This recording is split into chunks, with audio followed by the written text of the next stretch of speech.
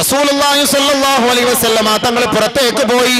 മടങ്ങി വന്നപ്പോൾ റസൂലുള്ളാഹിന്റെ വീടിന്റെ ഉമ്മറപ്പടി മുഴുവനും സ്ത്രീകളാൽ വലയം ചെയ്യപ്പെട്ടിരിക്കുകയാണ്. ബഹുമാനപ്പെട്ട പ്രവാചകൻ ആയിഷ ബീവിയോട് ചോദിച്ചു, എന്തേ ആയിഷ ഈ സ്ത്രീകളെല്ലാം ഈ പാതിരാത്രി എന്റെ വീടിനെ വലയം ചെയ്തിരിക്കുന്നത്?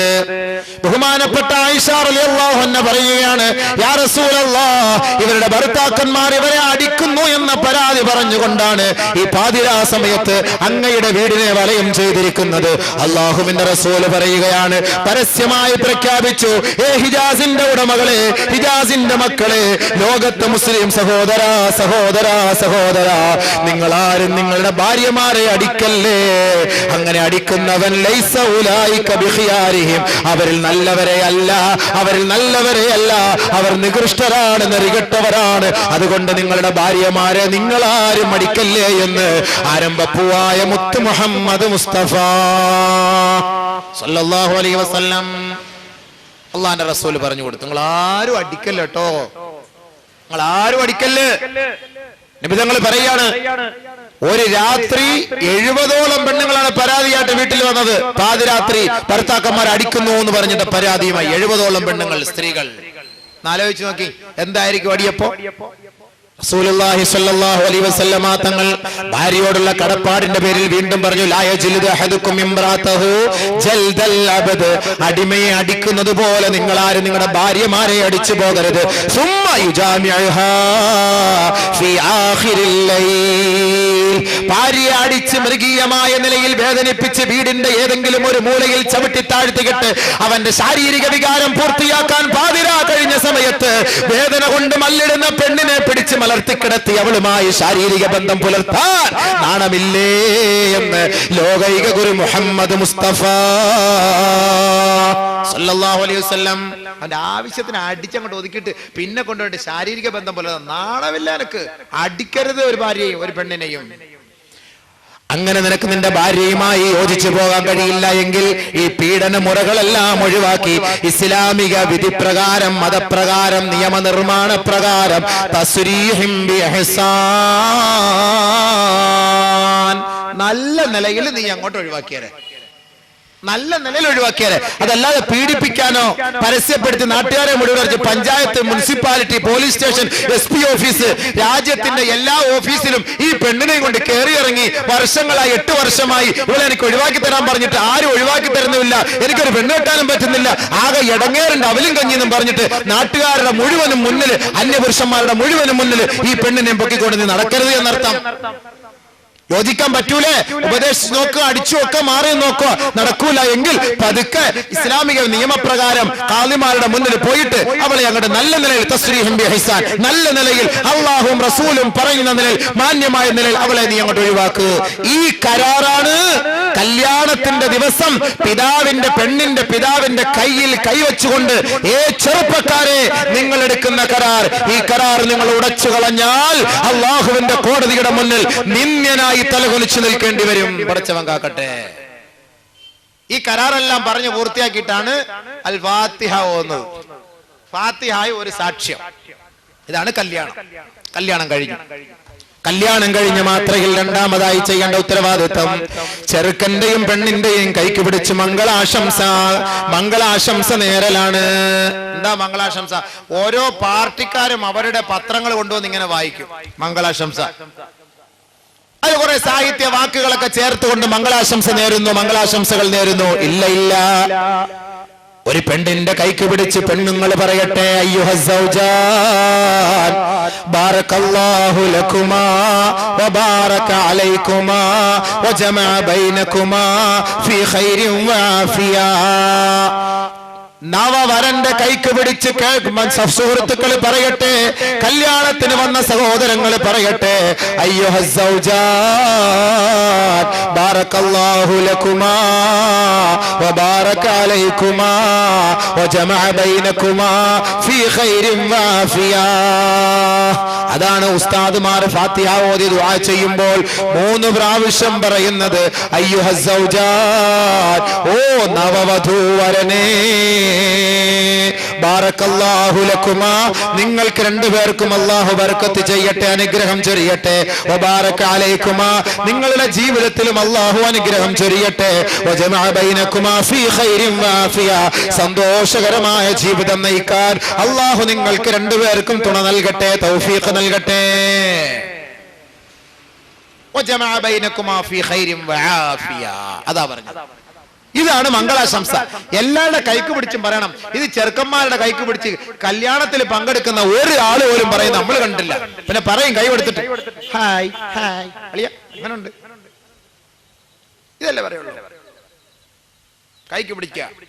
പെണ്ണോ ആ സമയത്ത് അല്ലാ, പെണ്ണ് അവിടെ ഇരുന്നാണ്ട് കൺമശി ഇവിടെ പന്നിക്കാട്ട മോളെ ഇവിടെ ഇത്തിരി വിട്ടുപോയല്ലോ പന്നിക്കാട്ട, ഇത് ഇച്ചോട് ഇങ്ങോട്ട് ഇവിടെ കഷ്ടപ്പെട്ട് ദുആ ചെയ്യാ ഇവക്കും ഇവനും വേണ്ടിട്ട്. ഇപ്പൊ ഇവനൊരു കൂസലില്ലാതെ ഈ കൈയൊക്കെ ഇങ്ങനെ തൊടയുടെ മുകളിലോട്ട് വെച്ചിട്ട് കിടക്കുന്ന പറഞ്ഞ് ഞാൻ ആട്ടിക്കൊണ്ടിരിക്കില്ല. ഉത്തരവാദിത്തം വേണ്ടേ? ആമീൻ പിടിക്കുമ്പോ നിനക്ക് വേണ്ടിയാ ഇത്രയും പേര് ആമീൻ പിടിക്കുന്നത്, ആമീൻ പറയുന്നത്, നിനക്ക് വേണ്ടി ദുആ ചെയ്യുന്നു. എന്താണ്? ഇന്നലെ വരെ നീ ഏതോ കാടൻ ജീവിതം നയിച്ച് ഇന്ന് നീ ഒരു ഇസ്ലാമിക ജീവിതം നയിക്കാൻ വേണ്ടി കാലെടുത്ത് വെച്ചു. അങ്ങനെ നീ ഒരു ഭാര്യയും ഭർത്താവുമായി കഴിഞ്ഞു. നിങ്ങൾ രണ്ടുപേരുടെയും ജീവിതത്തിൽ എല്ലാവിധ ഖൈറും ബർക്കാത്തുകളും അല്ലാഹു ചൊരിഞ്ഞു തരുന്നതിന് വേണ്ടി ഞങ്ങൾ ഇത്രയും പേരെ സാക്ഷ്യപ്പെടുത്തി നിനക്ക് വേണ്ടി പ്രാർത്ഥിക്കുമ്പോ നീ കുറച്ച് കൈകളൊക്കെ ഉയർത്തി ഭവ്യതയോടുകൂടി അല്ലാഹുവിന്റെ മുന്നിൽ നെറ്റിയൊക്കെ ഒന്ന് കുനിച്ചുകൊണ്ട് നീ കരഞ്ഞുകൊണ്ട് ആമീൻ പറ. നിങ്ങളൊന്ന് ശ്രദ്ധിച്ചു നോക്കി. നിങ്ങൾ കല്യാണ വീട്ടിൽ പോകുമ്പോ ഈ ചെറുക്കന്റെ കൈ ആമീൻ എവിടെ കൈ ഇരിക്കുന്നത് ഇനിയെങ്കിലും നോക്കോ. ആർക്ക് വേണ്ടിയാ ദുആ ചെയ്യുന്നത്? നമുക്ക് വേണ്ടിയാ. ചങ്ങാതി നിനക്ക് വേണ്ടിയാ ദുആ ചെയ്യുന്നത്. നീ ഒന്ന് കാര്യമായിട്ട് ആമീൻ പറ. നീ കാര്യമായിട്ട് ആമീൻ പറയാതെ ഞങ്ങൾ മാത്രം പറഞ്ഞിട്ട് എന്താ കാര്യം? നീ കാര്യമായി ആമീൻ പറയാത്തത് കൊണ്ടാണ് കല്യാണം കഴിഞ്ഞ് 5-6 ദിവസം കഴിഞ്ഞിടം മുതൽ അടിയും വെള്ളപ്പൊക്കവും തുടങ്ങുന്നത്.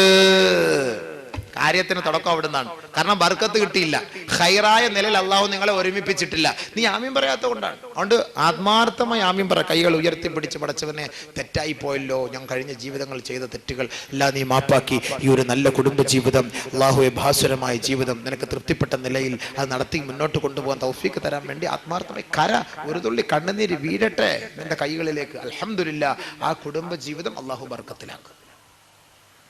കല്യാണം കഴിഞ്ഞ ഉടനെ പെണ്ണെ, ചെറുക്ക, നിനക്കൊരു ഉത്തരവാദിത്തമുണ്ട്.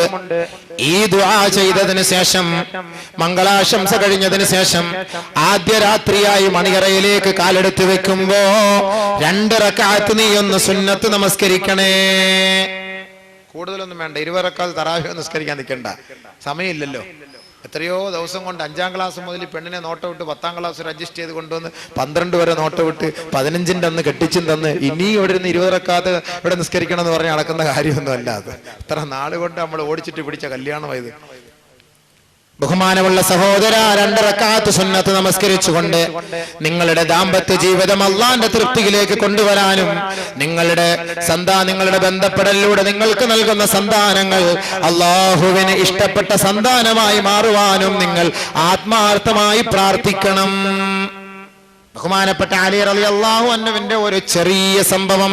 ഫാത്തിമ ബീവി മണിയറയിലിരുന്ന് പൊട്ടി കരയുമ്പോൾ ഫാത്തിമ ബീവിയുടെ അരികത്തേക്ക് പോയിക്കൊണ്ട് റസൂലുള്ളാഹിന്റെ മരുമോൻ അലി റളിയല്ലാഹു അൻഹു പറയുകയാണ്, ഫാത്തിമ, എന്തേ ഫാത്തിമ നീ കരയുന്നത്? തറകാ ഫിറാശഹുമാ വഖാമാ ഫിദ്ദുജാ യതലദാനി ബി തഅതിർ റഹ്മാനി. ഫാത്തിമ ബീവി പൊട്ടിക്കരഞ്ഞപ്പോ അലി റളിയല്ലാഹു അൻഹു ചോദിച്ചു പോയി, ഫാത്തിമ, നിന്റെ കരച്ചിൽ എന്തിനാണ് ഫാത്തിമ എന്ന് ചോദിച്ചപ്പോൾ അലി റളിയല്ലാഹു അൻഹുവിന്റെ മുഖത്ത് നോക്കിയിട്ട് പറഞ്ഞു, അല്ലയോ മഹാനവറുകളെ, ഏതൊരു ചെറുപ്പക്കാരന്റെയും അഭിലാഷമാണ്, ആഗ്രഹമാണ് അവന്റെ വിവാഹ ദിവസം ആദ്യ രാത്രി പങ്കിടുക എന്നുള്ളത്. പക്ഷേ എനിക്കിപ്പോൾ എന്റെ മനസ്സിൽ തെളിഞ്ഞു വരുന്ന ഒരു കാര്യം, നമ്മുടെ മക്കൾ, നമ്മുടെ സന്താനങ്ങൾ, നമ്മുടെ രണ്ടുപേരുടെയും ബന്ധത്തിലൂടെ അല്ലാഹു നൽകുന്ന സന്താനങ്ങൾ ലോക ജനതയ്ക്ക് മാതൃകാ മഹതികളാകണം, മാതൃകാ പുരുഷന്മാരാകണം. വഴിതെറ്റിപ്പോയ സന്താന പരമ്പരകളാകരുത്. നമ്മൾ മരിച്ചുപോയാൽ നമ്മുടെ മക്കൾ നമുക്ക് വേണ്ടി പ്രാർത്ഥിക്കുന്ന സ്വാലിഹീങ്ങളായ സന്താനങ്ങളായി മാറണം. മഹാനവറുകളെ, ഇന്ന് നമ്മൾ രണ്ടുപേരും ഒരു പന്തലിന്റെ കീഴിലാണ്, ഒരു കുടക്കീഴിലാണ്, ഒരു മണിയറയിലാണ്, ഒരു പുതപ്പിന്റെ കീഴിലാണ്. നാളെ ഈ ഫാത്തിമ ഒറ്റപ്പെട്ട ഒരു കുഴിക്കകത്ത് പോയി കിടക്കേണ്ടി വരും. നാളെ എന്റെ ഭ്രാന്തനായ എന്റെ ഭർത്താവായ അങ്ങും ഒറ്റപ്പെട്ട ഒരു കബറിനകത്ത് പോയി കിടക്കേണ്ടി വരും. മഹാനവറുകളെ, ആ ഒറ്റപ്പെട്ട ജീവിതത്തിലും അല്ലാഹു നമ്മുടെ രണ്ടുപേരുടെയും ആത്മാവിനെ സംഗമിപ്പിക്കുവാൻ, സമ്മേളിപ്പിക്കുവാൻ, സന്തോഷിപ്പിക്കുവാൻ ഈ ആദ്യ രാത്രിയുടെ പ്രാർത്ഥന അല്ലാഹു സ്വീകരിക്കും. അതുകൊണ്ട് നിങ്ങളൊരു കാര്യം ചെയ്യണം. ഇന്നത്തെ രാത്രി ഒന്ന് മാറ്റിവെച്ചുകൊണ്ട്, ഉറക്കം മാറ്റിവെച്ച്, കുസൃതികൾ മാറ്റിവെച്ച്, രഹസ്യങ്ങൾ പരസ്യങ്ങളെല്ലാം മാറ്റിവെച്ചുകൊണ്ട് പടച്ച തമ്പുരാന്റെ മുന്നിൽ 2 റക്അത്ത് നമസ്കരിക്കാൻ നിങ്ങൾ അനുവാദം തരുമോ ഇല്ലയോ എന്ന ശങ്ക എനിക്ക് വന്നുപോയി. അതാണ് ഞാൻ കരഞ്ഞു പോയത് മഹാനവറുകളെ. അത്രേ ഉള്ളോ? പ്രശ്നമില്ല, ഒഴിവാക്കാം. തറക്കാ ഫിറാശഹുമാ വഖാമാ ഫിദ്ദുജാ യതലല്ലദാനി ബി ത്വാഅത്തിർ റഹ്മാനി. രണ്ടുപേരും വിരിപ്പങ്ങൊഴിവാക്കി. വഖാമാ, അവർ രണ്ടുപേരും നിലകൊണ്ടു. ഫിദ്ദുജാ, നേരം വെളുക്കുവോളം അവർ നിന്നു. യതലല്ലദാനി, അവർ രണ്ടുപേരുടെയും ആനന്ദം, രണ്ടുപേരുടെയും കുസൃതി, രണ്ടുപേരുടെയും സന്തോഷം ബിത്വാഅത്തിർ റഹ്മാനി, കാരുണ്യവാനും പരമകാരുണികനുമായ തമ്പുരാനെ സ്തുതിക്കലിലൂടെയും പ്രകീർത്തിക്കലിലൂടെയും സ്തുതികീർത്തനങ്ങൾ അർപ്പിക്കലിലൂടെയുമായിരുന്നു ആ രാത്രി അവരുടെ രണ്ടുപേരുടെയും സന്തോഷം. അതുകൊണ്ട് എന്താ സംഭവിച്ചത്? അവരുടെ രണ്ടുപേരുടെ പ്രാർത്ഥനയുടെ ഫലമായി ഇറാഖിന്റെ മണ്ണിൽ വെള്ളം കിട്ടാതെ കണ്ട് യൂഫ്രട്ടീസിന്റെയും ടൈഗ്രീസിന്റെയും ഓരത്ത് കിടന്ന് പിടഞ്ഞു പിടഞ്ഞ് ഹസൻ ഹുസൈൻ റളിയല്ലാഹു തആല അൻഹു മരണപ്പെട്ടുവെങ്കിൽ സഹോദര, ഹുസൈൻ റളിയല്ലാഹു അൻഹുവിന്റെ വേർപാടിൽ ദുഃഖിച്ച ലോകമേ, മുഹറമിൽ നിങ്ങൾ ആ ഒരു സ്മരണ അയവിറക്കുമെങ്കിൽ ഏറ്റവും നല്ല ശുദ്ധജല തടാകത്തിന്റെ ഓരത്ത് കിടന്ന് ഒരു തുള്ളി വെള്ളം പോലും കുടിക്കാതെയാണ് ബഹുമാനപ്പെട്ട മഹാനായ ഷഹീദ് ഹുസൈൻ റളിയല്ലാഹു അൻഹു ലോകത്തോട് വിട പറഞ്ഞതെങ്കിൽ, ഹുസൈൻ റളിയല്ലാഹു അൻഹുവിനെ കുറിച്ച് സ്മരിക്കാത്ത ഒരു മുസ്ലിം ഇന്ന് ലോകത്തുണ്ടോ? ഏതെങ്കിലും ജുമാ ഖുത്ബയിൽ ഹസൻ ഹുസൈനെ സ്മരിക്കാത്ത ഒരു ജുമഅയുണ്ടോ, ഒരു ദുആയുണ്ടോ?